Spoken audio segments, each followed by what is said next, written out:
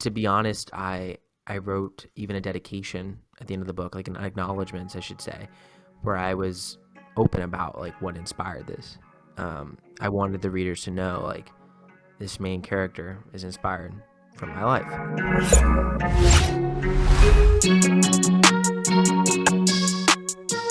All right, Right. everyone, welcome back to the Young Eager Writers podcast. My name is Michael, and I'm here with my great friend and the executive director of Young Eager Writers. Desiree, that's me. Hi, Yeah, guys.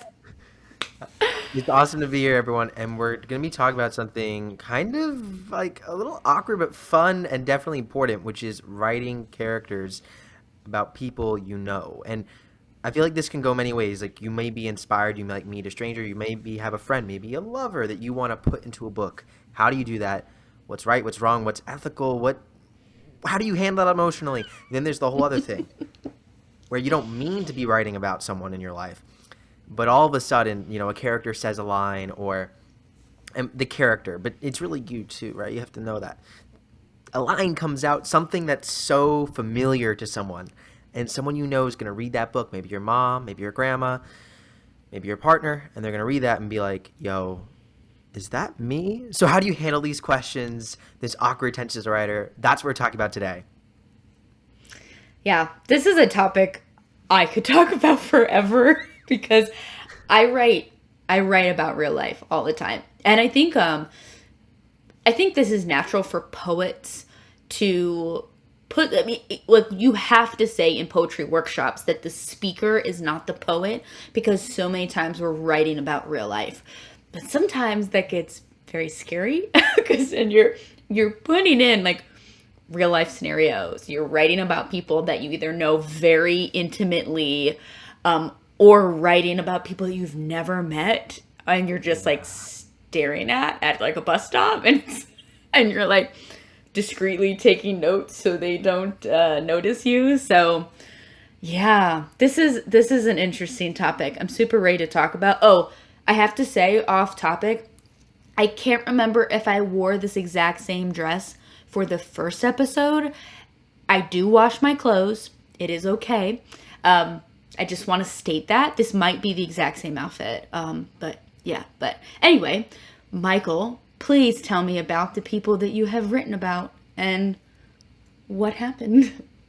That's a big question. I think we should start with romantic partners that we maybe have written about and or romantic scenes that have gone array that may be influenced by real life, which I do have one of those, or Oh my more god, than one of those. I'm going we're gonna going to start with that? Like I'm going that's so like going strong right off the bat. there's a lot of other stuff we can talk about. I mean, like it This gets is true. stronger in many ways. But I think for me, I started writing like about like I started writing like makeout scenes before I had done that type of thing. So I was just kind of imagining it, but then I had like my first girlfriend freshman year of high school, and we broke up, but not before I came out with a book. And I did write that book while I knew her. And this is one of those cases where, yeah, probably how I described the two characters connecting was very similar to how we did. And the main character of the novel was a girl, and then there was like multiple other characters in the novel, but my girlfriend or ex-girlfriend at the time was telling the entire school that I wrote the book about her, that she was the main character. And Mm. I'm gonna be honest, that isn't true. And it just isn't. So it's like a whole reverse of like what happens when someone thinks you wrote about them but you didn't. Now, obviously, there's definitely some influence there, and I think she was highlighting specific like romantic scenes that she's like, huh, those two characters kissed and he used similar language. Like I sure for definitely 1,000%, but I honestly did not know how to address that situation. I know, cause the thing is like you can't prove that or disprove it. So it's it's awkward because you're like you just want to be like no, don't flatter yourself. I wasn't writing about you. But also we get inspiration directly from real life.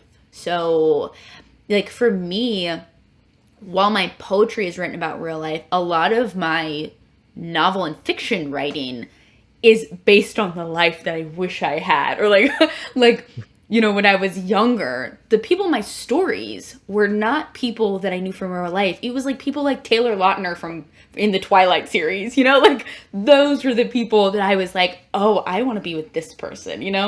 So, I mean, who wouldn't?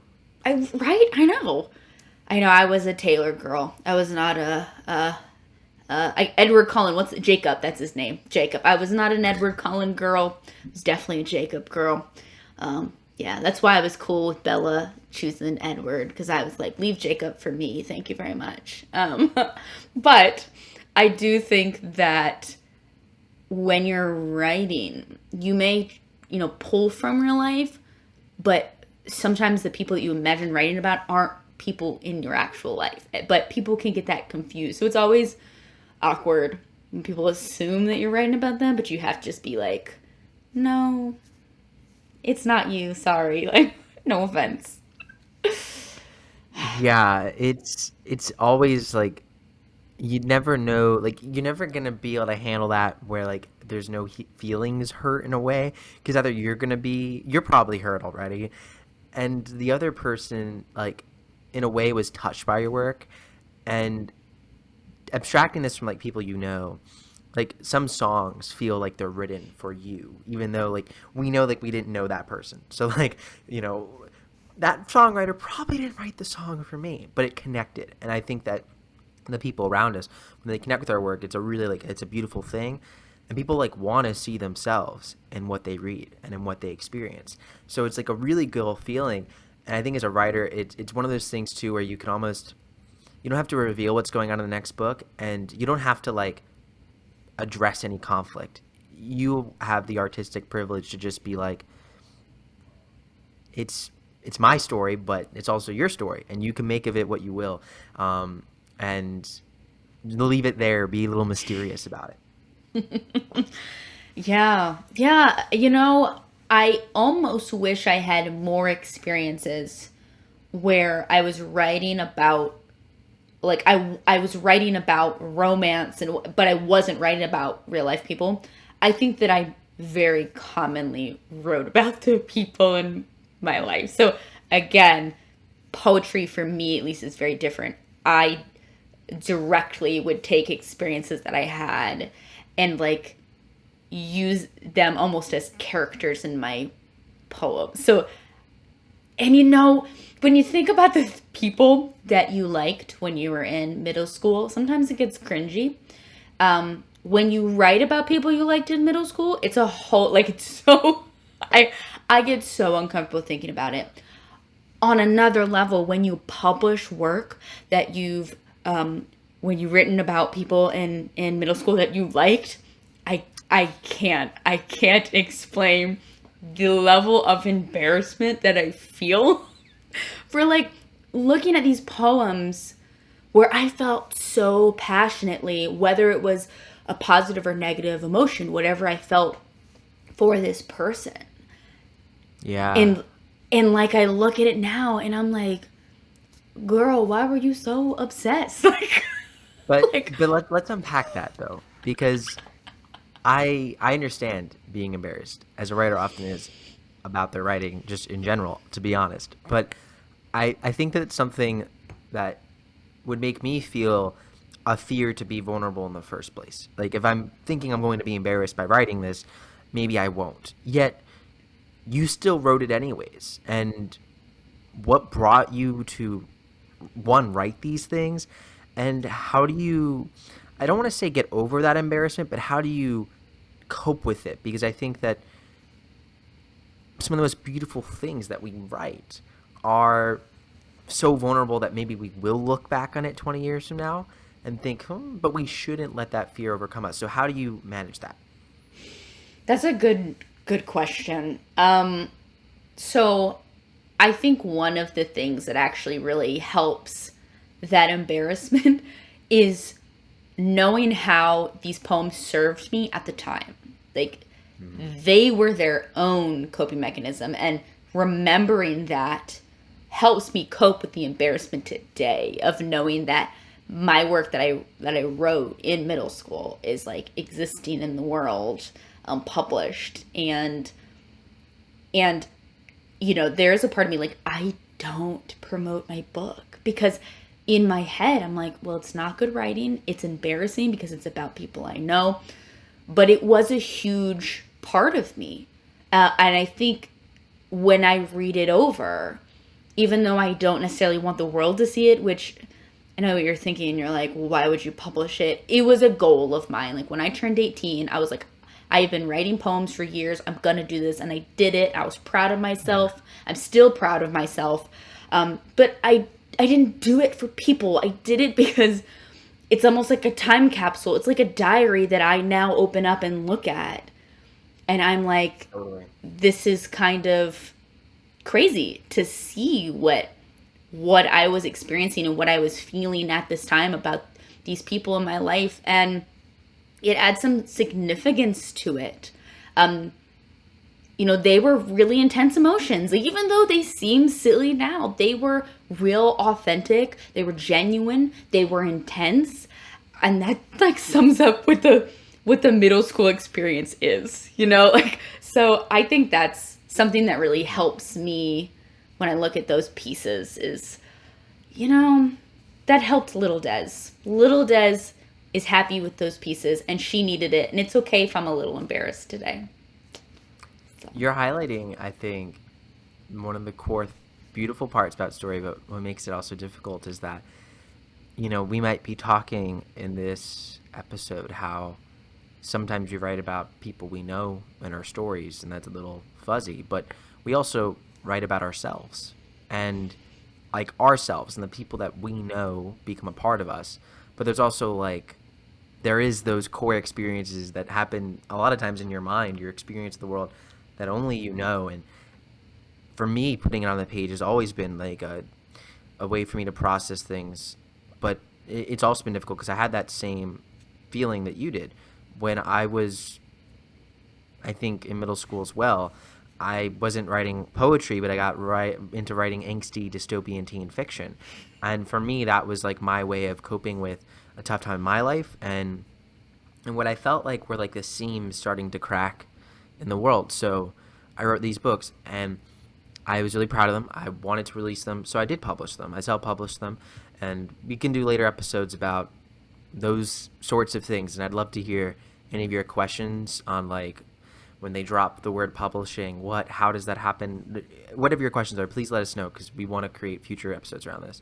But I look back now, and now I feel different than I did 2 years ago. 2 years ago, I looked back because I published this about like 5 years ago now, and I was very embarrassed. I didn't think they were good enough, and I didn't think that I was a good enough person or writer. It was like wrapped up into like it wasn't, no longer was it about like, oh, I was back then but I'm better now. I just thought totality, like all my writing, this is not good enough.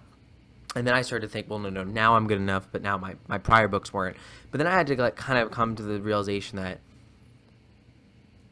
when you write something, not only and release it out into the world, the goal is to actually have that story connect with other people. And wherever you were in your life in that one moment, even if you look back and you're like, so weird, I can't imagine thinking that today. He was a nasty person anyways, but I still fell for him. Whatever it is, right? There's someone in those shoes today where you were who can resonate deeply with that. And for me, I've had this struggle where I've wanted to go back and edit my work. I've wanted to go back and make revisions. But every time, and I'm doing like a last cathartic run through it where I'm going to read through my old books this summer just so I can put it down, I think for good, because now I have this mindset that like if I go back and edit it, I'm going to ruin that moment and what I was feeling then. And I want to actually put back, because I had like even in the editing process took out some of that. I want to put in fully what I was really feeling in that moment as spoken through the character. And yeah, is that me today? No. The main character in my books was very depressed, anxiety ridden, was so caught up in their own internal dialogue that they weren't even fully living in the world around them.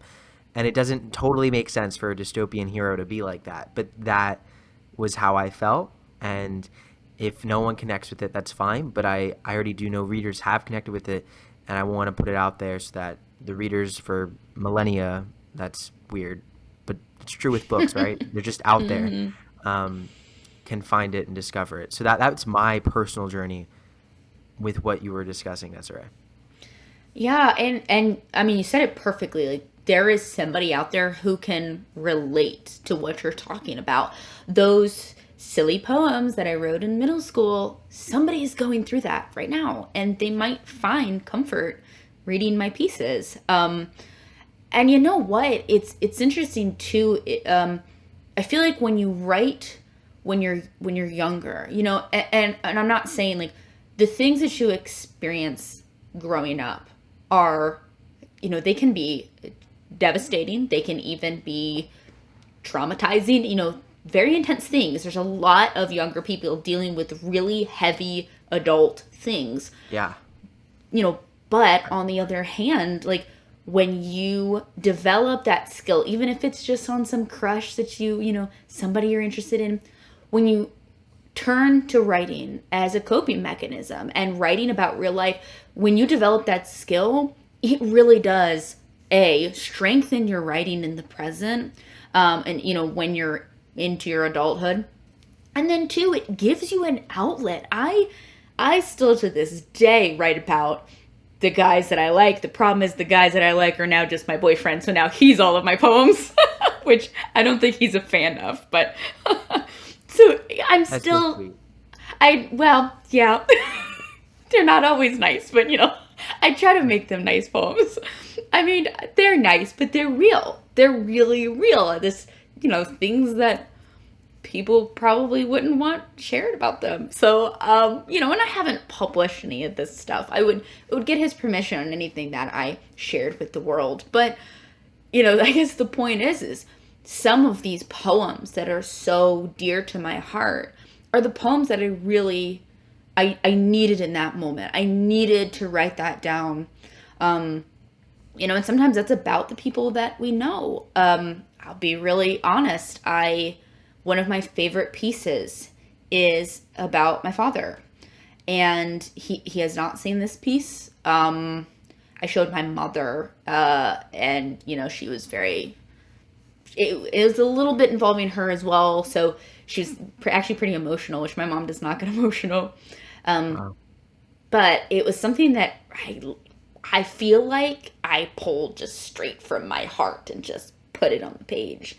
And Yeah. it doesn't paint him in the best light. And that's scary to think about, that I'm, you know, possibly am sharing this with the world, but it's one of my favorite pieces because I really needed that. I think that I was like in a not great place when I wrote it. But it really was, it was something that was so important to me. So I think that's the risk that you take when you write about the people that you know. So But that actually, it gets onto something I want to bring up to spark, because you brought in your parents, and that's a very specific relationship. Like that's a bit different than like, oh, my friend, oh, my teacher. Nothing wrong, but like there's something always specially twisted about your relationship with your parent. I think we all have daddy issues, and I think they come out right in what we write. So for you, Desiree, how have you managed that? Like, one, your relationship with your parents, right? Because they know that you're a writer, and that's like, you know, that can already cause some tension. But when they know that you're writing about them, or sometimes at least, not always, how do you manage that? That to me seems very difficult. I've gone through it myself, but it's difficult. yeah, so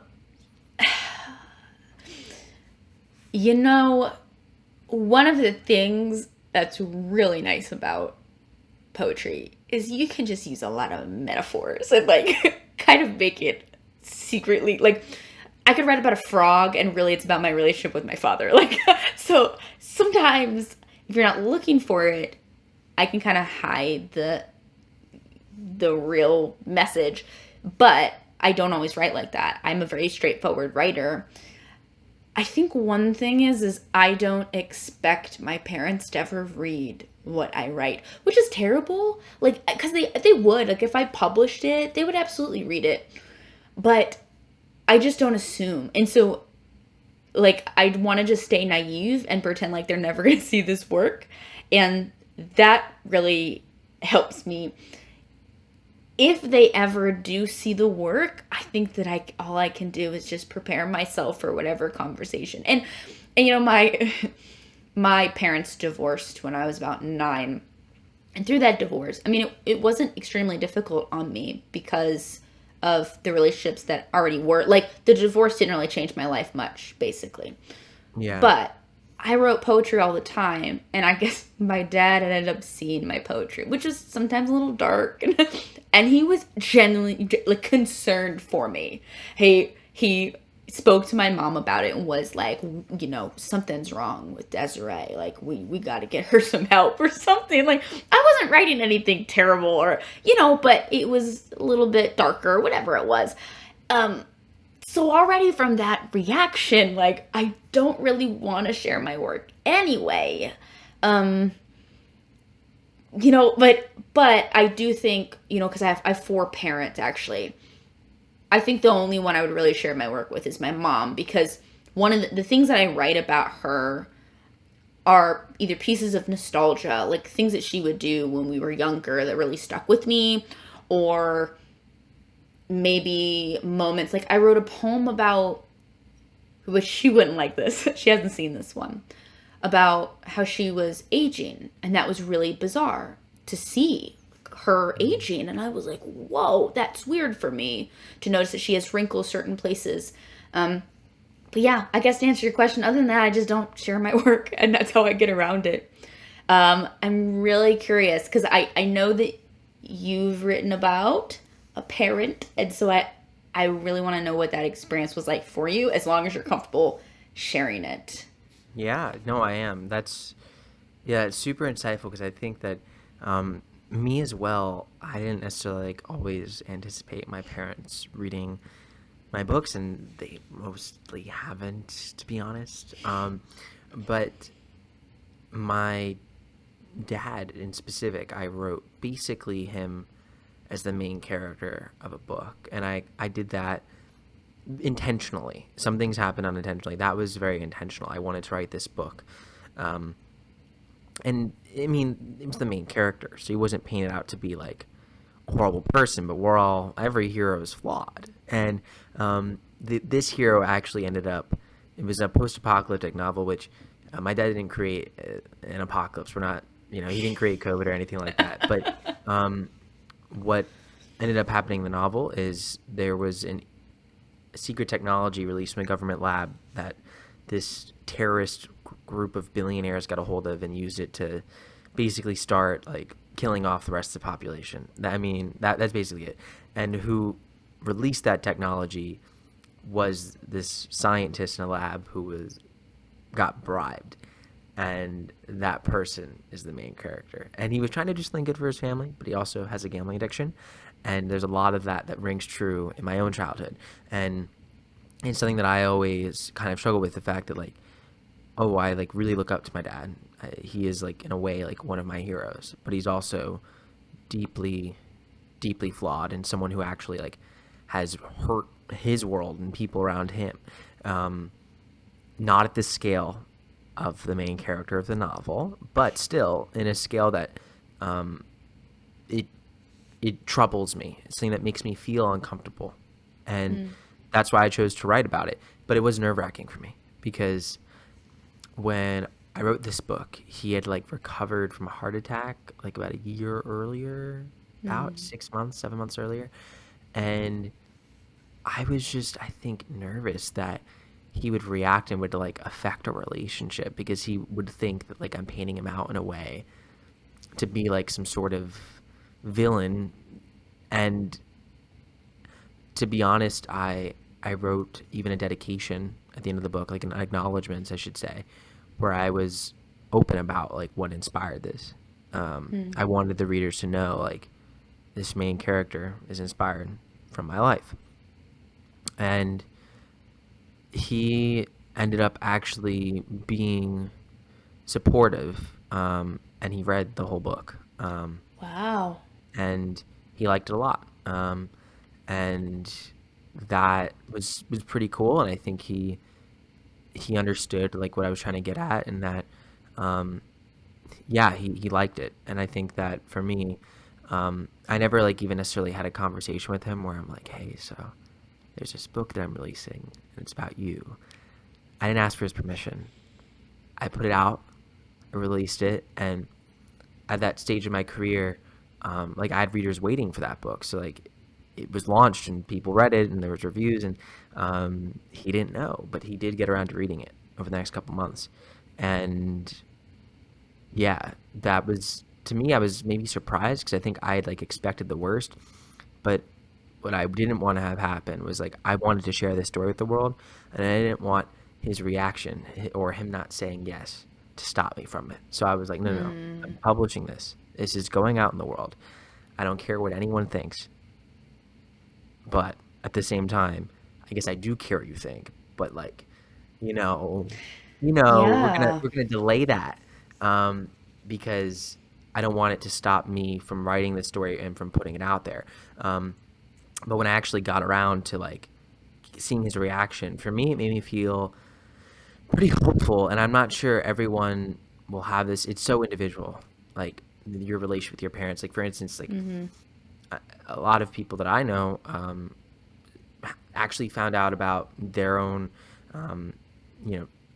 gender identity, their own sexual orientation through like reading books, and then started to write themselves. And if you are, someone, a closeted teenager, and doesn't want to come out to maybe evangelical parents, that's just one example. There's so many, different belief systems that, they love you, but you question like, well, how will this go over with them? And that's a serious concern, because there's horrible stories that I think we've all heard, that we've all seen and experienced related to this, where your fiction can reveal something about you, or could reveal something about a friend that you have that actually isn't just like, oh, like, they said something silly, or, oh, they have this weird idiosyncrasy of like eating cereal with like, I don't know, cheese. That would be kind of interestingly weird. Not a bad thing if you eat cereal with cheese, but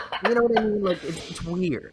I might disagree with that. That might be a bad thing. I don't know if I could. I don't if you ate cereal with cheese, I don't know if we could be friends. Just no shame, but shame. I don't want to pass judgment on people. Yeah, but I will right. say that when you're writing something that's so visceral, so vulnerable, so just tough, that's something that I want us to talk about, because I think that would be the most important concern I would have if I was writing, and thinking about the people around me. Like, I'm writing about,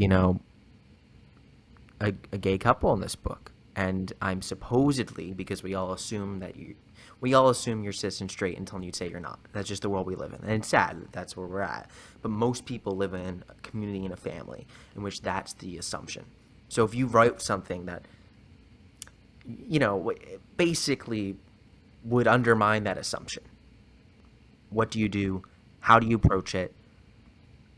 I know this is like really deep general advice, and we, just saying like everyone has a different situation. But what would you say to that, Desiree? I think this is a great segue also, because we try to kind of wrap up each episode with advice to young writers. And so the one thing I'll say is it sounds like this is similar cases with both of us. And I don't really mean this, but this is how it sounds. It sounds like sometimes we're choosing between relationship with our parents or writing what we want to write. And sometimes you think about it and it's like a toss up. You're like, And it's not really. I mean, I wouldn't ever as much as I have problems with different parents, I love all of them deeply. And I love my dad, I don't want to say especially, but there's that certain bond that I really have with him. But it really is like, there's a part of me that's like, I have to write this. I have to write it. Whatever your response is to this, I hope that it's kind. And really, most importantly, I hope I don't hurt you. But sometimes I have to do this. And so I think my advice to writing about specifically relationships with people that are kind of maybe set in stone. They're not changing much. This is what it is, like a parent. I think you have to decide if you really want to play this carefully or if that story really means that much to you. And sometimes that's the case. And it's okay if that's the case. It's okay that sometimes you're writing about something that's really dear to your heart, but you're afraid that it's going to hurt people. And it's okay if you choose to go with that work. You're not writing what's the Regina George, the Mean Girls, the Burn book or whatever it is. Like, you're not doing that. It's very different. You're not just being mean for mean's sake, but you're being genuine, you're being yourself, and you're talking about things that people might not want to talk about. So I think it's okay to kind of question, what you're doing. And on the other hand, if you have a relationship that's continuously developing, so for instance, me and my partner, I wouldn't publish a lot of work about my boyfriend and just say, well, deal with it, because that's going to really cause a lot of tension.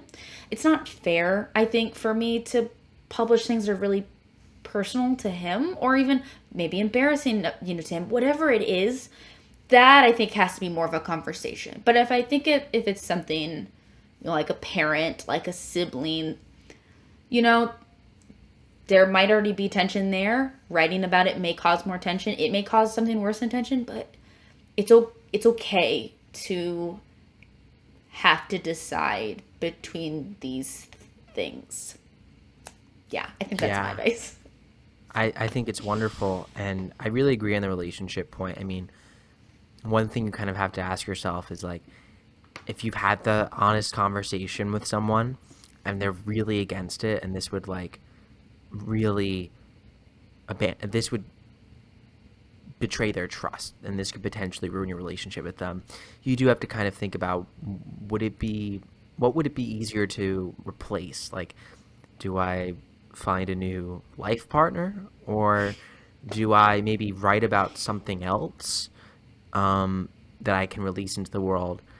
Not saying that isn't important, your message, it is, but is it more? You do have to weigh that balance, because people are people, and we are sometimes unpredictable and have feelings that are hard to share. And I think that one thing you have to maybe think about is, like, what if it becomes like a Hollywood blockbuster, and someone who's gonna play that character in Hollywood, and, like, if it gets to that point, like, what's gonna happen? And look, I think talking about, like, these extreme reactions really only happen when, like, it's very deliberate.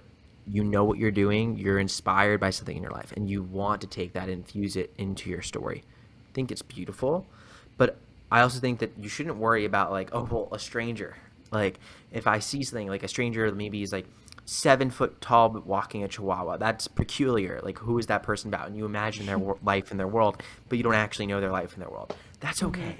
And that's okay. And it's also okay to, like, have an experience, have a conversation with someone, and it slips into your book.